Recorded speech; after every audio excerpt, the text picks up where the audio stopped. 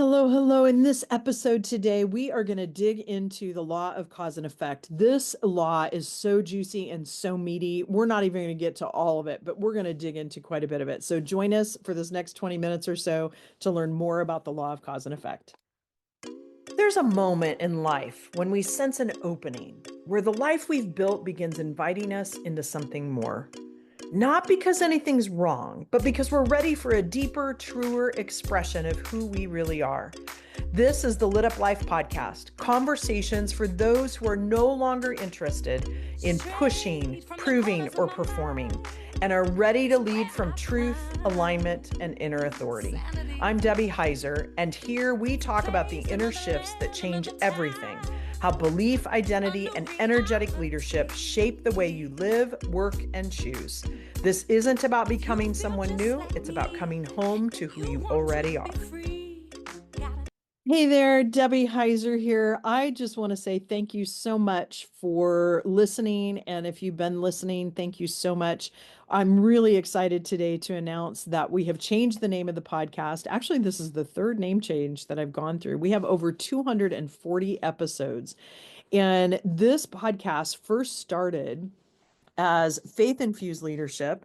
And then it switched to Lead Your Life with Debbie Heiser. And now we're just making it simple. And it's called The Lit Up Life, which is what I do. And it's The Lit Up Life with Debbie Heiser. So we hope that you continue to join in. If you want to listen to past episodes, they're still out there. And I can't believe we're in season 8. That means I've been doing this for 8 years. Now, this year we did it a little differently, and we're kicking it off in February instead of January, and mainly due to the fact that we wanted to really kick it off strong. And I'm going to talk today about one of my favorite universal laws called the law of cause and effect. And if you've been following me for any amount of time, you know that I've talked about this law before, but I want to dig into some of the pieces about the law of cause and effect, because really what the law of cause and effect, and I'm looking for my little booklet here that I didn't have in front of me, but what the law of cause and effect basically says is that everything is in motion, right? That's the law of transmutational energy. And when it's in a motion, that means there's always an effect. So anything that happens, any kind of action that happens, there is an effect to it. And the action could be a thought, it could be actual physical action, it could be energetic action, but there is an effect that happens to that. Now, we've all heard that, right?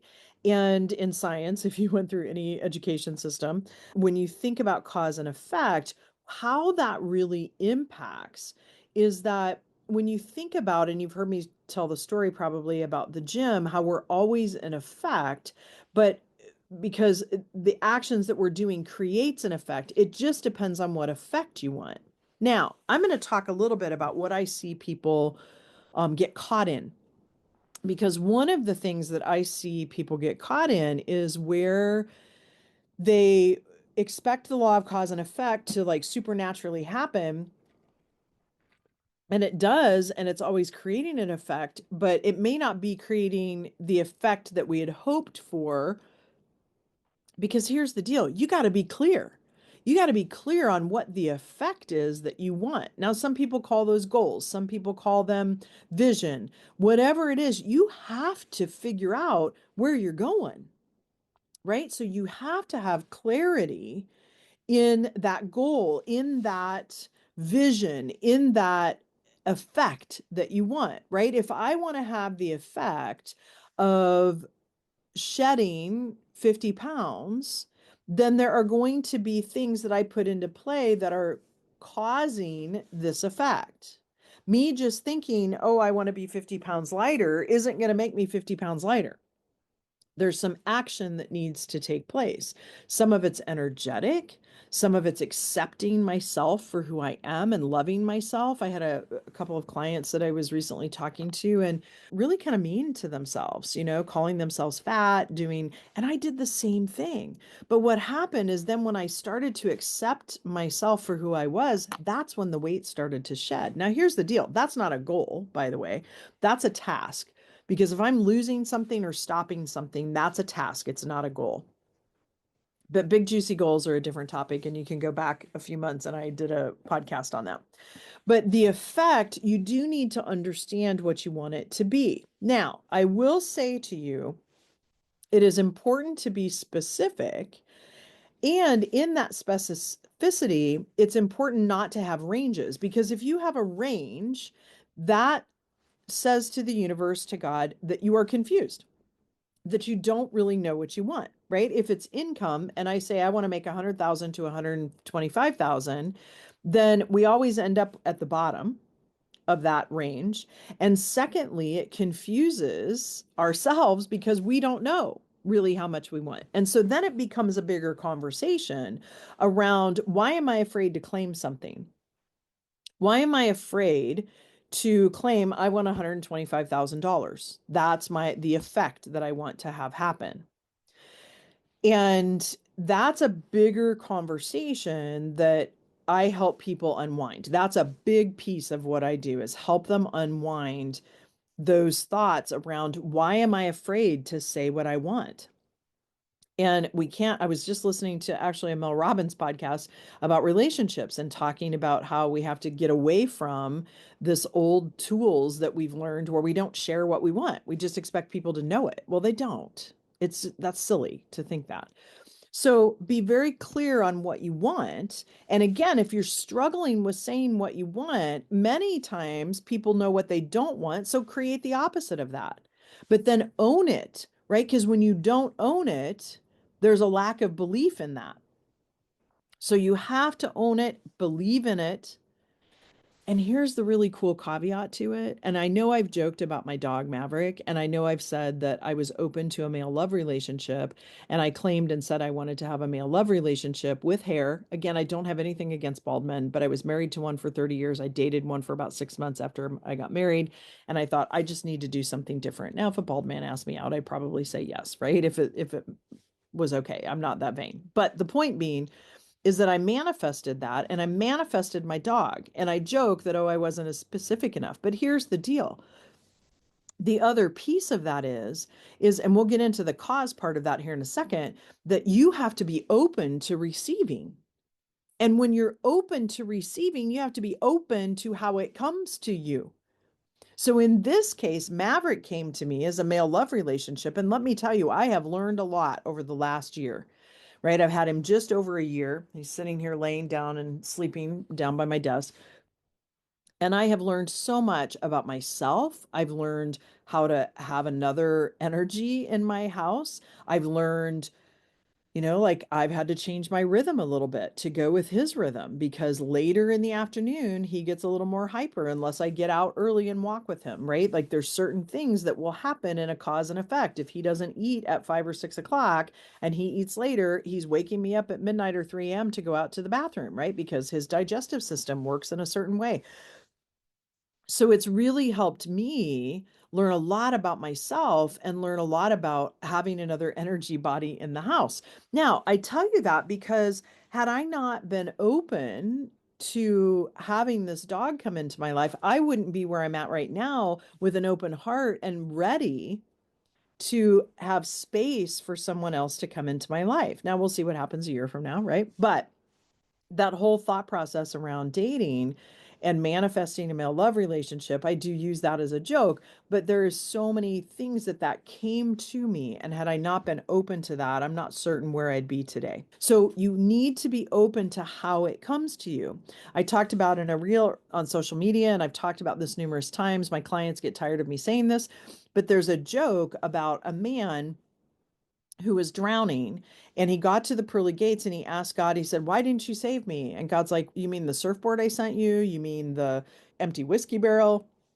You mean the little life raft I sent you? And in his mind, he had such narrow thinking that he was going to be saved by the Coast Guard, that he couldn't accept those other possibilities that were coming into his life that would have been abundant, and he would have potentially still been alive.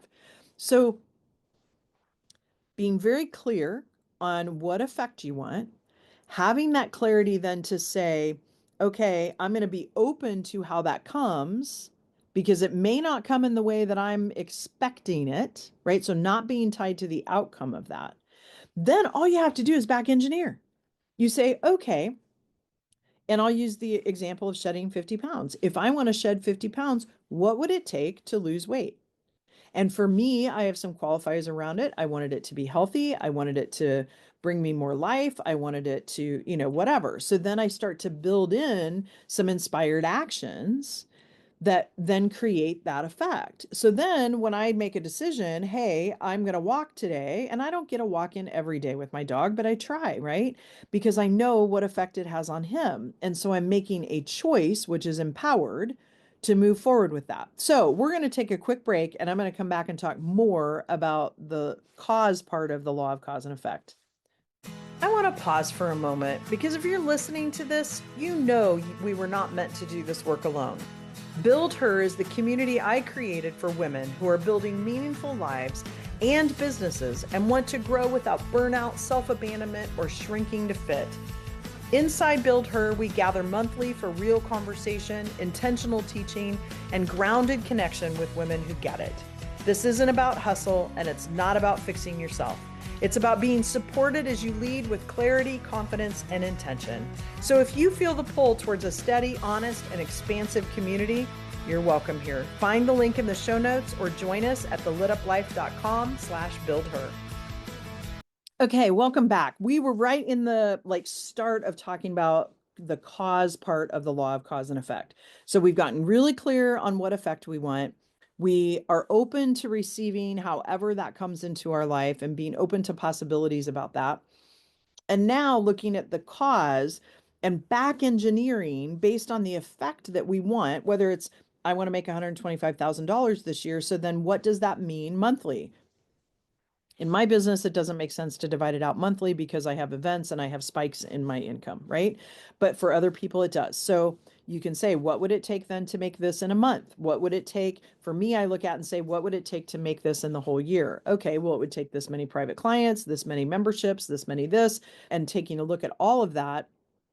And then it's asking again, what would it take then to have 6 private clients? What would it take to have 8 people in the mastermind, right? And you continue to break that down until you have all of those. Now, I was talking about walking with my dog because then what happens is we have a choice. We back engineer, we go through the motions of figuring out what those actions are. And I actually use a process where I break it down by month and then I break it down by week and sometimes even in the day, time block certain things to do those activities to make that effect happen. But then when it comes to actually doing it, because how many of you have ever blocked something in your calendar and then you don't do it? I have too. And so then the question becomes, what am I resisting? There's probably some fear in there because it does happen where we don't do the action or we don't have the cause to go into the effect that we want because we're resisting something. There's a fear. Whenever there's chaos or confusion or resistance, there's an untruth. So it's just brain science. Then it's just a matter of unwinding what that message might be and is it really true? So being very clear, back engineering the actions, but then realizing you have a choice to make every time an action comes up, right? You have a choice to do it, to do something else, or not do it at all, right? So then as you're doing that action, I mean, and I've been right in the middle of it because I've been in, I mean, I can't tell you how many times I went to go skiing and I came off into the Sandpoint exit and had to go through town instead of on the byway, right? Because it was just so rote that I would just do it. So sometimes we have these habits that have been created, and in order to break a habit or to change that habit, we have to then unwind what the belief is. So that's where the resistance and the untruth comes in. We have to uncover what is the belief, and the belief is tied to a message somewhere that we've received and an emotion. So we have to identify both of those things, unwind what the emotion is that's attached to it and why we're so emotional towards it, and unlock what the message is, right? A lot of people I talk to think debt is bad. Debt is a tool. And don't get me wrong, I want to be a good steward of my money, and I have been a good steward of my money. But I also look at debt as a tool. Now, I'm not going to rack up a bunch of debt and not be able to pay it off, but I look at it and I sometimes invest with faith, right? And have faith that the action that I'm doing is going to create the effect. If it's not creating the effect that I want, then I have to back up and say, wait a minute, is this action really in alignment with what I want to do? So the law of cause and effect is for every action there is a reaction, right? That's what you learn in school. And so what kind of reaction or effect do you want in your life? Be super clear about it, then back engineer what would it take, right? Don't get caught up in the comparison game. Don't get caught up in judging yourself, because when you judge yourself, you lower your vibration, which lowers your momentum, because your brain is always trying to predict and protect. So when it's predicting and protecting, it's trying to keep you into safety. And safety means not doing something different. So when you're doing something different, your brain is going to try to find evidence for the belief that you have. So if you believe you can't do it, then that's what's going to happen, right? So if you don't believe something, find somebody that believes in you and have them share some of that belief, because you start to then believe it, right? So anyway, that's a whole lot of stuff, but the law of cause and effect, be very clear on what you want your effect to be. Otherwise, you're just busy. You're just going through the motions, right? You're just doing the things. And, for years, while I worked at Citibank as an executive, I was also a volunteer youth pastor because I wanted to spend that with my son, kind of keep him in that avenue. And I did it long after he graduated as well, because I loved it so much and it was so much fun. But I went to this seminar one time, and somebody said busy was an acronym for burdened under Satan's yoke. And use whatever word works for you. Don't let the hair on the back of your neck if you've had a bad situation with church. But like when you think about being busy, there's no end result. Like usually a lot of times we talk about busyness being in the hamster wheel. Well, that hamster wheel just keeps revolving back and forth, back and forth. You don't ever exit. You don't ever move forward, right? You're just running. So if you find yourself in the hamster wheel, if you find yourself busy and it doesn't feel like there's a whole lot of effect happening, the effect is you get burnt out and you get tired and your fight or flight goes into like massive overload. But if you find you're going that direction, it just simply means you haven't been super clear on what effect you want. So if, I'm going to throw a call to action out here to you, that if you want to get really clear, go out to my website, sign up for a clarity call, get on my calendar, and let's talk through it, right? Like it's a no pressure conversation. So anyway, be very clear on what it is that you want, what effect you want, then back engineer those actions and look at when you're not doing those actions and choosing to do them. What's the resistance? What's the untruth? Have someone walk through that with you. I'd be happy to do that. But anyway, with that, folks, that's a wrap. I hope you enjoyed this episode about the law of cause and effect, and hop on our website, take a look at all the fun and cool things we have going on right now. And with that, we'll talk to you in a couple weeks. Okay, ciao.